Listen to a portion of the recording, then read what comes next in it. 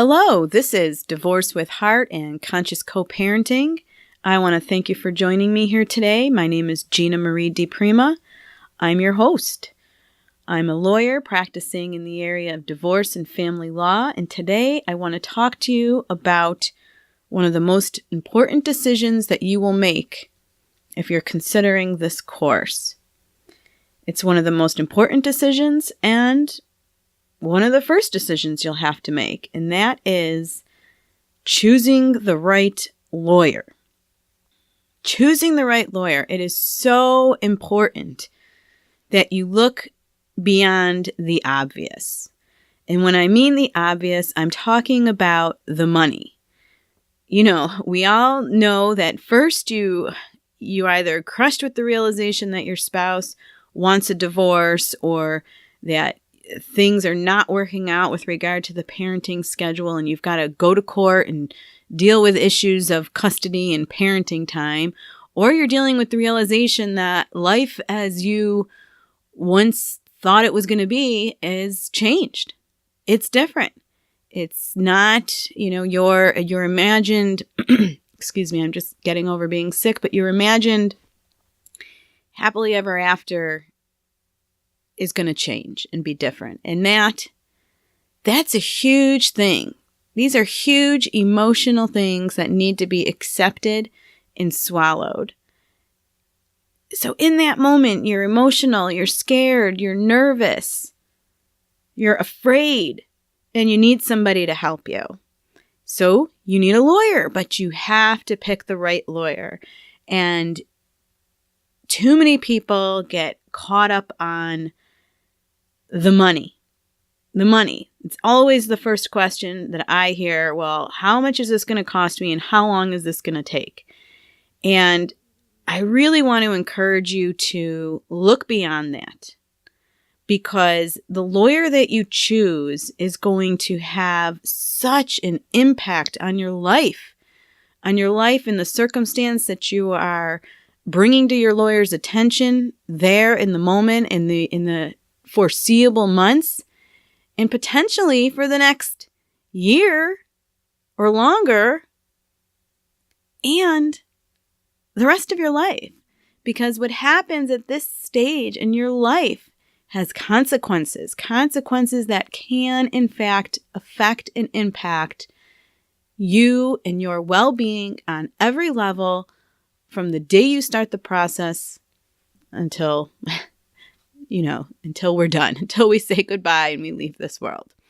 So it's such an important decision, and it's such an important thing to consider. So I'm going to talk first about the obvious, yes, and that's the money, but then we're going to talk about what I feel is the less than obvious, or the attributes that I think you really need to be looking for and considering when you are on the search for a lawyer to represent you with these sensitive personal matters. Because, let's face it, we're not talking about some, real estate transaction, purchasing a home. We're not talking about a small claims action. This isn't an arm's length dealing here. We're not even talking about a traffic ticket or criminal action, which I understand those are scary, but this is so different because it affects you and it affects your family, it affects your friends, it affects everybody that knows you, because it's affecting your heart. So let's jump in. How much is this going to cost me? That, like I said, that's always the first question. Unfortunately, it's nearly impossible for any lawyer to give you a definite answer, especially in the area of divorce and custody. Why? Because there's just too many unknown variables. The one thing that I tell my clients, and the one thing that I think you can really put your assurances on, is that the quicker you and your spouse or you and your partner can reach an agreement, then the less money it's going to cost you. The less it's going to cost you emotionally, mentally, and financially. And that's a variable that's too unknown to predict, because you don't know the partner's position on things. You don't know where things are going to get stuck. I mean, there's just too many variables. So it's really hard to say. But you can look to a few things to get at least somewhat of an idea. First, of course, ask about the attorney's hourly rate. How much does the lawyer charge an hour? Now, this can range, of course, depending on where you are geographically. I think, it's typical for lawyers to charge anywhere from between $150 to maybe $425 an hour. Again, this really depends on your location. But I think that that's a good guidepost. Beyond that, of course, the hourly rate is broken down into its billable parts, and you need to find out how your lawyer bills. And what I mean is, are you going to be billed by, for an example, the 10th of the hour or the quarter of an hour, for example? How your lawyer bills makes a huge difference in your bottom line. If you speak to your lawyer for 3 minutes, and your lawyer bills by the 10th of the hour, well, okay, you're going to be billed for 6 minutes. If your lawyer bills by a quarter of the hour, well, you're going to talk to your lawyer for 3 minutes. You're going to pay for 15. And what if it's something different? What if every time your lawyer picks up the phone, he bills by the half an hour? You need to find out. You need to ask these questions up front. It's not just the hourly rate, but how is that hourly rate divided and billed? What are the parts of that billable hour? Second, find out and ask specifically, what types of things are you billed for? Are you billed when you call the office and you speak to a paralegal? Are you billed when you send a text or an email? Are you billed for sending the text, and then are you billed again when your lawyer responds? Okay, and how much is it? Are there minimums? Are there minimum billings per task? For an example, does this lawyer have a policy that every text or every email would be billed at 0.2 or 0.3 tenths of an hour? Find out. Are you billed for wait times in court? Are you billed for filing papers?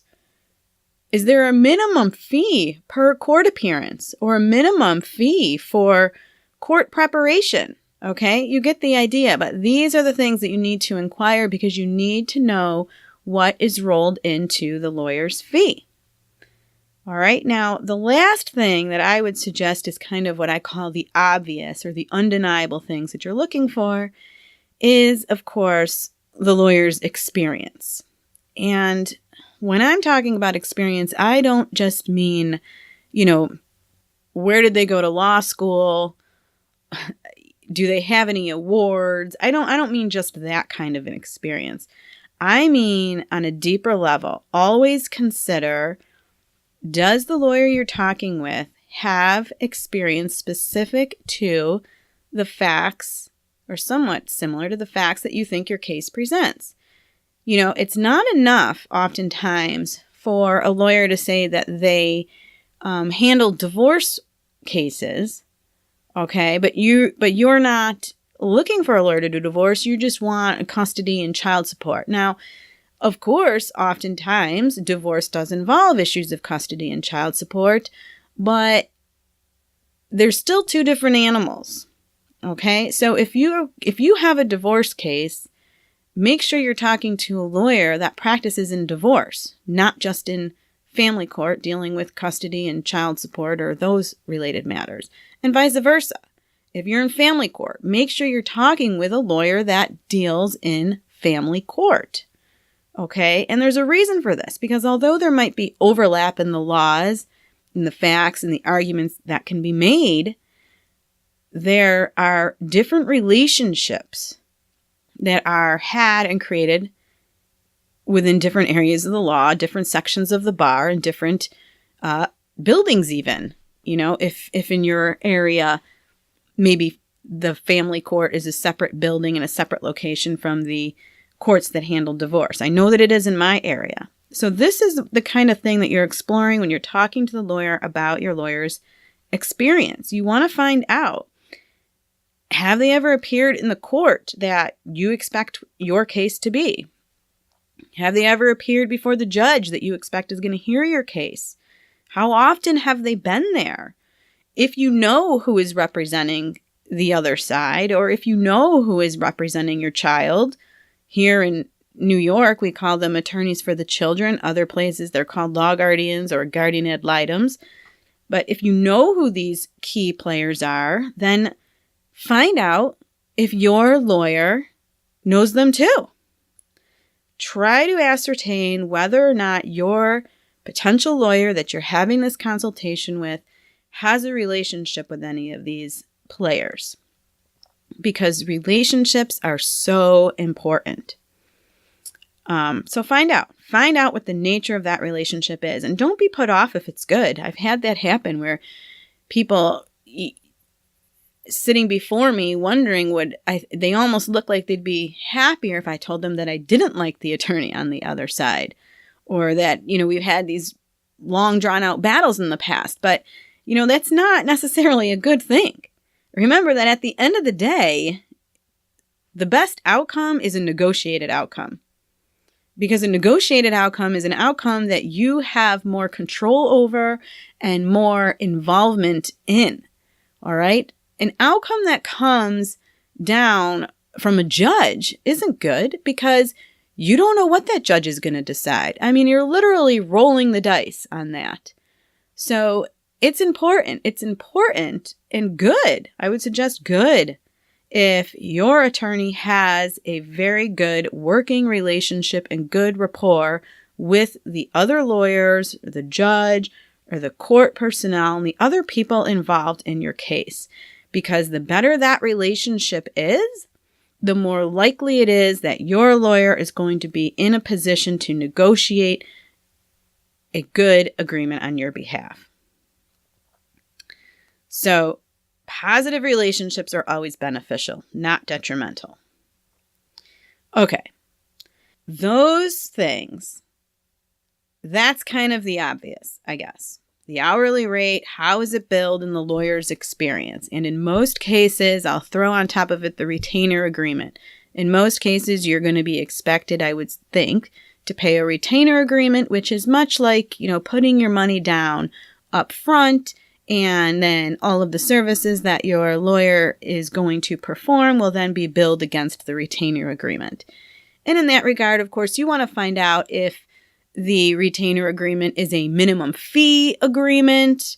And what I mean is if your matter is resolved and you haven't exhausted the retainer payment, are you going to get a refund? Or is that just retained by the lawyer?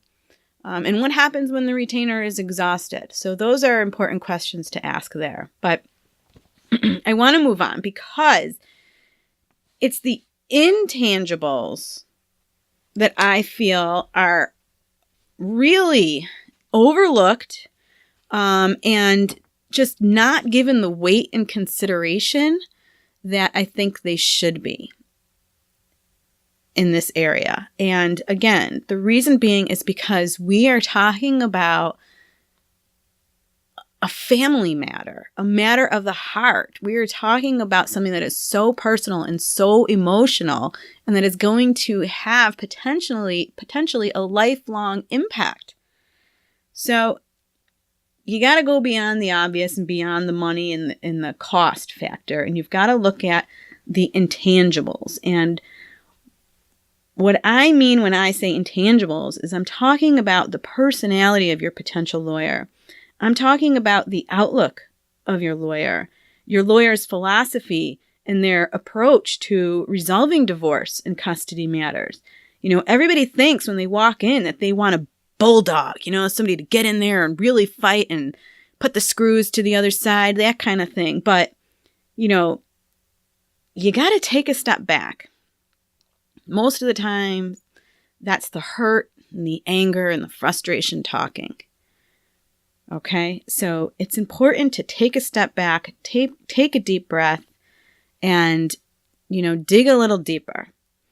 Okay, you don't necessarily need a bulldog, and you don't necessarily need a bulldog all the time. That's not to say that there won't be instances where maybe you do, okay? But, a dog gnawing on the leg of somebody, not letting go, is only going to get so far. A dog who's being, cordial and kind and all of those things can get you a lot further, right? So the intangibles I'm going to sum up in 3 things. I'm going to sum it up as the vibe, the philosophy, and the perspective. Okay? So the vibe. What I mean here is, how do you feel when you're talking to your potential lawyer? How do you feel? Because you're going to have a lot of meetings with this person, a lot of phone calls with this person, a lot of time sitting in court waiting with this person if your case takes you to court. Okay, so how do you feel when you're with them? What's the vibe? Does the conversation flow easily? Do you get a good vibe? Do you get a good sense of the person or not? Okay, I mean, some people gel and some people don't, and that's okay. It's not personal, and it doesn't have to be personal. It's just something that makes each of us unique. It's a unique part of our identities. So, consider that when you're sitting with whatever lawyers you're interviewing. Make sure that you feel good when you're talking to them. Okay? They're going to be with you for the foreseeable future, and in some cases, maybe even several years. Make sure when you're sitting there that you feel that you can be honest with your lawyer. Honest. I mean, I can't tell you how many times people just hide their feelings from their lawyer. They hide the truth from their lawyer. And this is a mistake. It's a huge mistake. I understand why it's done. I understand it's done sometimes because, sometimes the truth is just difficult to hear. It's difficult to face. And sometimes when you say it, it becomes more real. All right? Sometimes it's easier to hide it because you're ashamed. You're upset with yourself. You feel guilty. I mean, I understand. There can be a lot of different reasons for this, but it is so important that you choose a lawyer that you can be honest with and open with and transparent with. Because if you don't, then your lawyer can't properly prepare your case. Okay? It's too difficult. You can't have a lawyer that's going to learn of all your skeletons in the closet from the other side. So make sure you're talking with somebody that you feel you can open up with. All right? So probably somebody who's compassionate, somebody who's a good listener, somebody who helps you to feel at ease and relaxed when you're in their presence. This is what I mean when I'm talking about the vibe. So, get a sense of that. How do you feel when you're around them? Do you have a good vibe? Do you have a bad vibe with them? Now, your lawyer's philosophy. This is big. This is so big. And I can tell you that from my perspective as a practicing attorney. I know when I see certain names on the other side of litigation, I know what they're all about. I know what their vibe is. I know what their philosophy is. I know if it's an attorney that's going to be quick to try to negotiate with me and reach agreements with me, or just be more, adversarial and not want to discuss anything and just want to spend their client's money and battle the case as long as they can. I know these people. You should too. You need to know who you're dealing with. So find out your lawyer's philosophy. Do they believe in a more solution-oriented approach? Do they strive to negotiate agreements? Or are they quick to litigate? Are they more adversarial? Do they like to file motions? Do they discuss with their clients at length what all of the options are prior to taking additional legal steps? Okay, you got to kind of get a sense of this when you're talking to your lawyer, but also you can talk to other people in your community. Or, there's a site, Avo, that does post-client reviews. You can look to things like that, but you need to find out, because there are some lawyers out there who, unfortunately might just sort of drag a case out, create additional or unnecessary steps or litigation costs, things of that nature. And it's unfortunate, and it happens, and it probably happens in every area of the law and probably in every field. I don't think it's just a lawyer thing. But so you need to find out, because you need to find a lawyer whose philosophy matches yours the closest. Okay. So things you can ask is you can ask them, what their vision is. Okay. Do they ask you questions about your vision? That's important.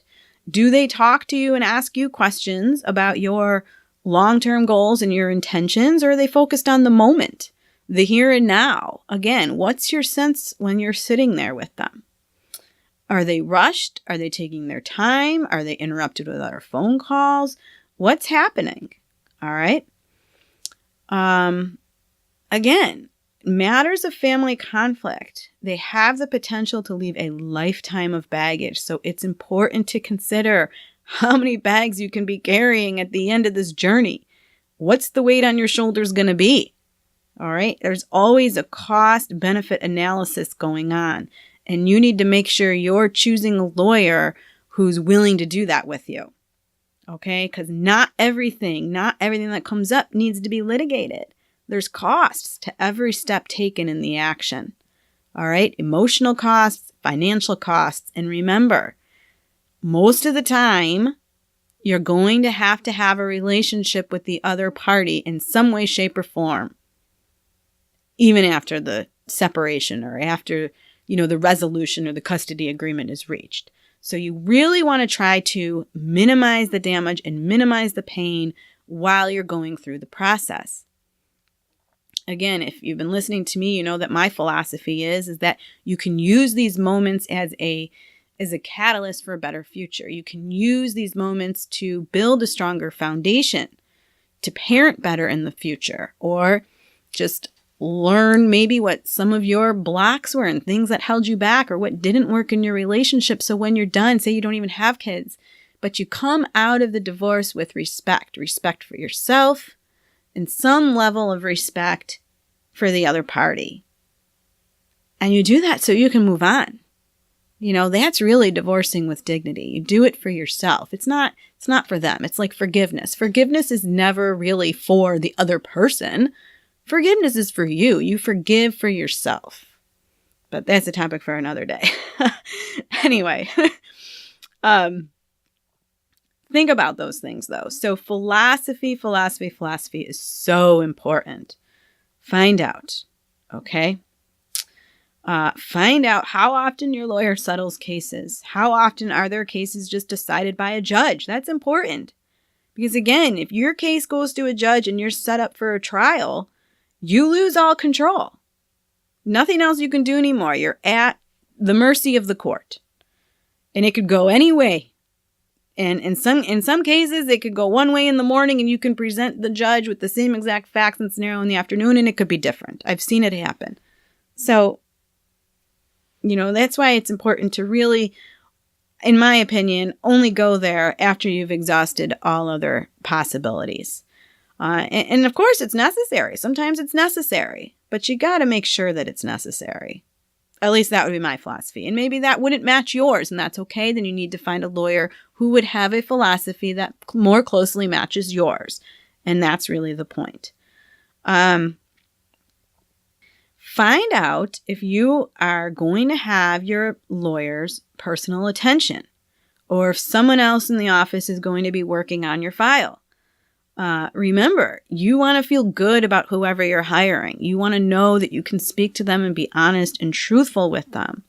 So if you're talking and interviewing or having a consultation with one lawyer, but then another lawyer is going to be expected to handle your file, well, I'm going to suggest to you that you meet the other lawyer, because they could be completely different. You could have a different vibe with them. They could have a different philosophy. Their rate could be different. Everything could be different. So find out. Talk to whoever is going to be involved on your matter. Okay? This way you can make the best choice. This way you can pick the person that's a good match for you. Okay, last is perspective. What is your lawyer's personal perspective? And this might be a little tricky. Some lawyers, they don't like to share personal information. Others don't mind. Regardless, I think it's worth the inquiry, okay? And again, because you're not just hiring a lawyer, you're hiring a person. You're hiring a person that's going to stand by you, stand by your side, be there for you, and represent your interests for a long time, the long haul, So you want to know who's standing next to you. Does your lawyer have kids? Are they married? Are they divorced? Where did they go to school?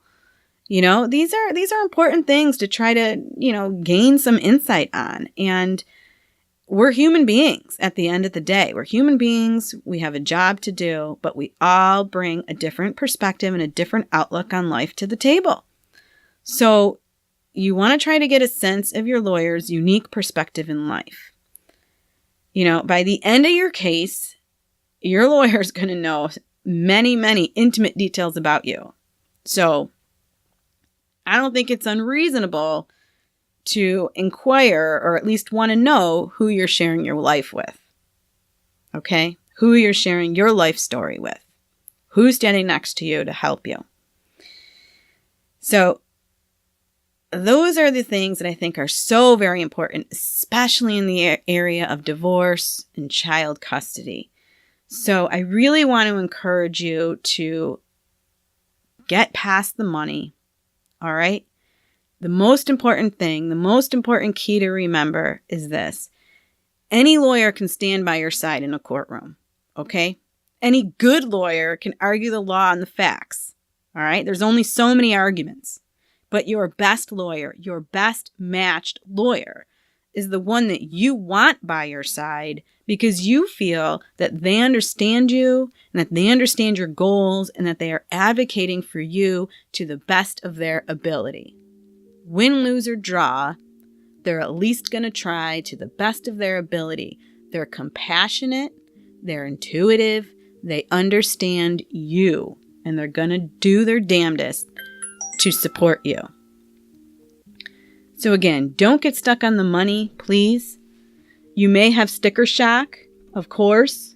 There's a lot of shocks going on at this time in your life, I'm sure. But remember that the lawyer you choose is going to play such a key role in your present circumstance.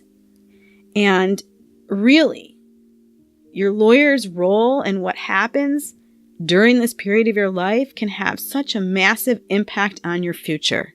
Consider it like this. It's kind of like buying a house, right? Think long term. Don't just think short term. Think long term and consider all of the variables. Go beyond the money. Go beyond the undeniable, obvious things. Look for the intangibles. Find the right lawyer for you. Because the right lawyer for you might not necessarily be the right lawyer for your friend or your neighbor, but you've got to go with the right lawyer for you. With that, I want to say I thank you so much for joining me again. And please, I would really appreciate your feedback. Leave me a comment, leave me a rating, send me a Facebook message. If there's a topic you want me to address or a question you have, I'd be happy to do so. My Facebook page is dprima law. You can reach me there. Again, emails, GinaMarie@dprimalaw.com. I would really love to hear from you. Please spread the word. I'm trying to raise the awareness here and do things different. So until next time, thank you again for joining me. Peace.